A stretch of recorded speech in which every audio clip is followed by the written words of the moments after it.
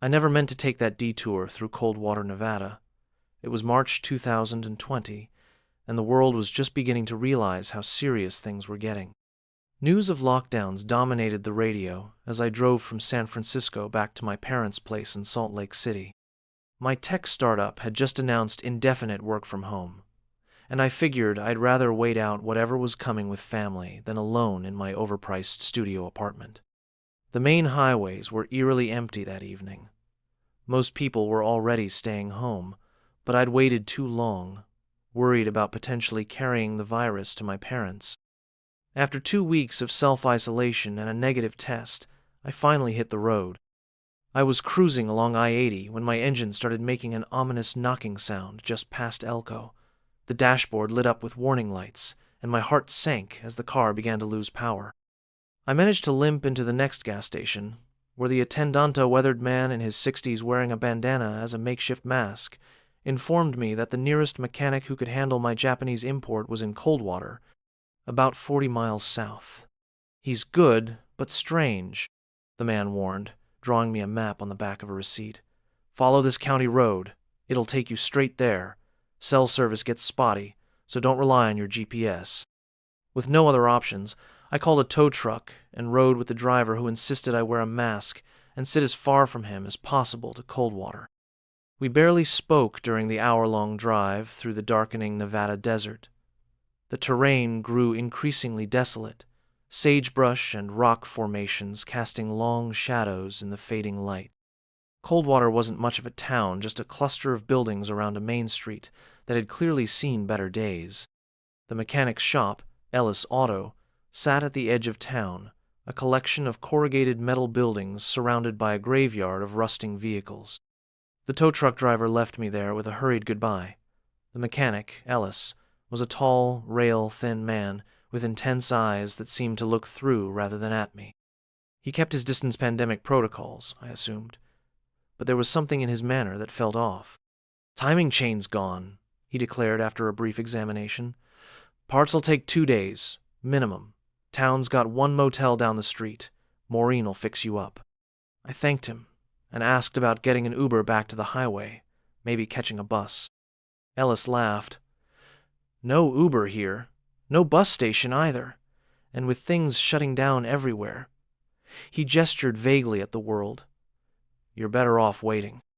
The Desert Rose Motel was a single-story structure with peeling paint and a flickering neon sign. The woman at the front desk, Maureen, I presumed seemed surprised to see a new guest. She was the first person I'd seen wearing a proper mask, and she slid my room key across the counter with gloved hands. "You're in room 8, she said. "Don't worry about the noise." "What noise?" I asked. She hesitated. "The highway. Sometimes the trucks sound closer than they are out here. Plays tricks on your mind." The room was clean, but dated wood paneling, a tube TV, and a handwritten note explaining that Wi-Fi was down due to the situation. My phone showed 1 bar of service, enough to text my parents that I'd be delayed. I decided to walk back to the town's only restaurant, a diner called the Prospector, for dinner before they closed. The streets were deserted, a few cars parked outside homes, but no people. The diner had a "Takeout-only" sign hastily taped to the door. Inside, a single waitress stood behind a counter, arranging plastic-wrapped sandwiches. "Just passing through?" she asked, eyeing me suspiciously. "Car trouble," I replied. "Ellis is fixing it." Something passed across her face. Concern? Fear? "You staying at the Rose?" I nodded. "Room 8, she stated rather than asked.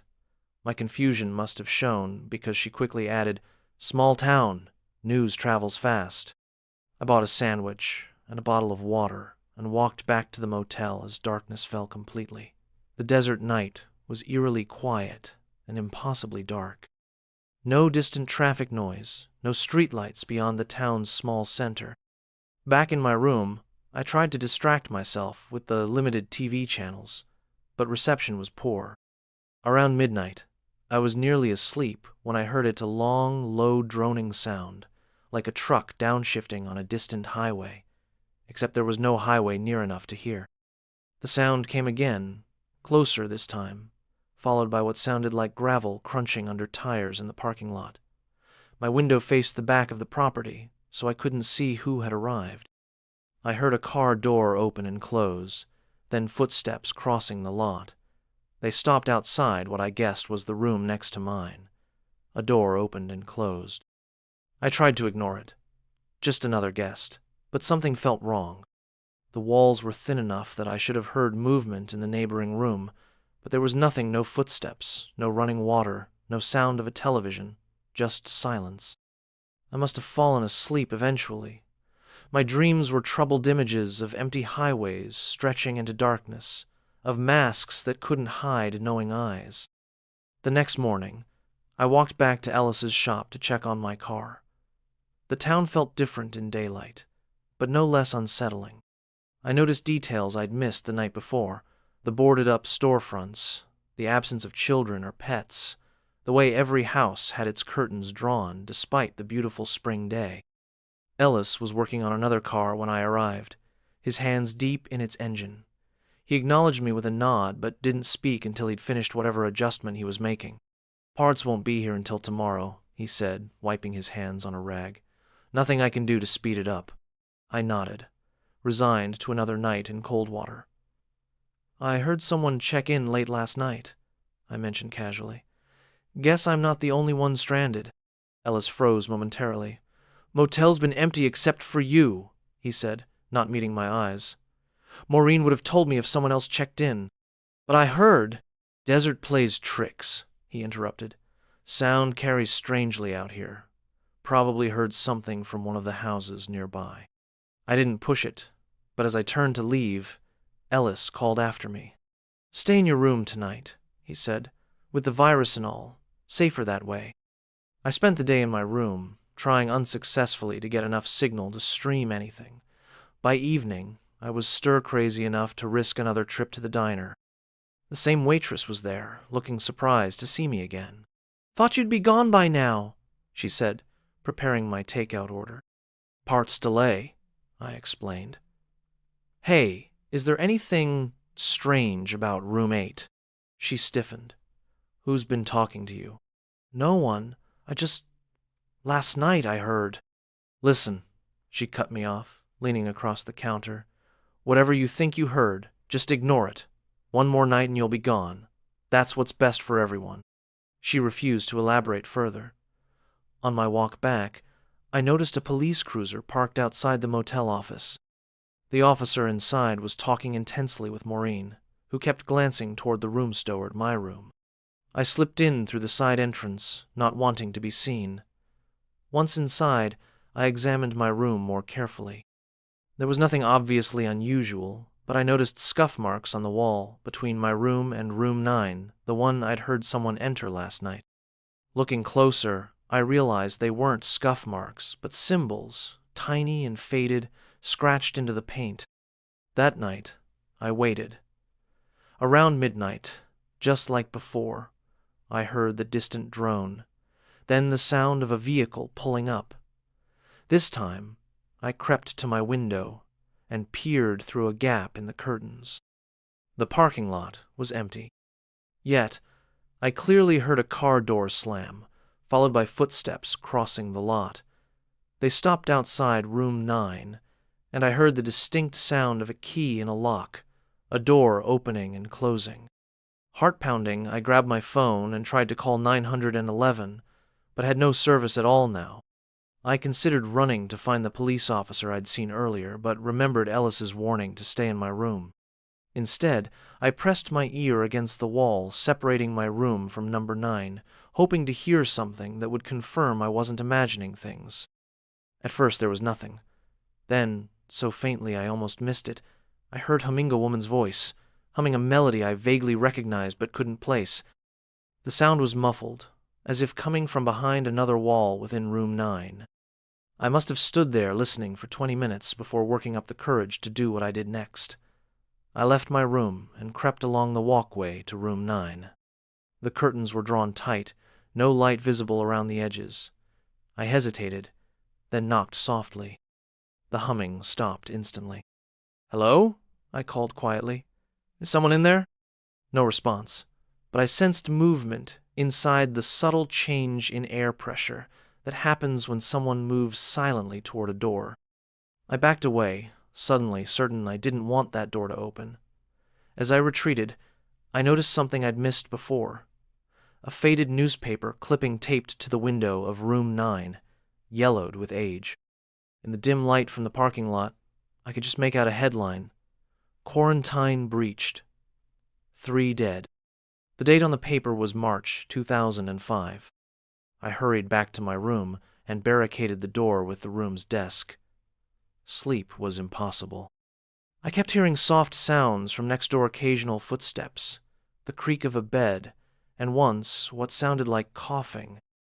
Dawn couldn't come fast enough. When it did, I packed my few belongings and went straight to Ellis's shop, demanding my car regardless of whether the repairs were complete. Ellis was already there, looking as though he hadn't slept either. Without a word, he handed me my keys. "It's fixed?" I asked in disbelief. "Fixed enough to get you to Salt Lake," he said. "No charge." As I took the keys, he grabbed my wrist, the first physical contact I'd had with anyone in weeks. His eyes were desperate. "Whatever you think happened last night, whatever you think you know, leave it here," he said. "Some stories aren't meant to travel. Some quarantines need to hold." I pulled away. "What are you talking about? What happened in this town?" Ellis shook his head. "Nothing happened here. Nothing's happening now. Just a small town trying to survive, same as everywhere else." As I drove out of Coldwater, I checked my rearview mirror. Ellis stood in the middle of the road, watching me leave. Beyond him, I could see Maureen and the waitress from the diner standing together outside the motel. They were removing the newspaper clipping from room 9's window. My car ran perfectly all the way to Salt Lake City, where I discovered that the timing chain Ellis claimed to have replaced was the original factory part, showing no signs of recent work. 2 weeks later, after settling into my parents' home, I tried researching Coldwater, Nevada. I found nothing. No town by that name appeared on any map I checked. The county road I'd taken should have led through empty desert. When the pandemic lockdowns finally eased, I considered driving back to find answers. But each time I planned the trip, something stopped Mecker trouble: weather warnings, scheduling conflicts. It was as if the universe itself conspired to keep me away. Sometimes, late at night, I still hear that distant droning sound, like a vehicle approaching from very far away. And when I do, I close my curtains tight and remind myself that some detours are best forgotten, some stories best left untold, and some quarantines must never be broken.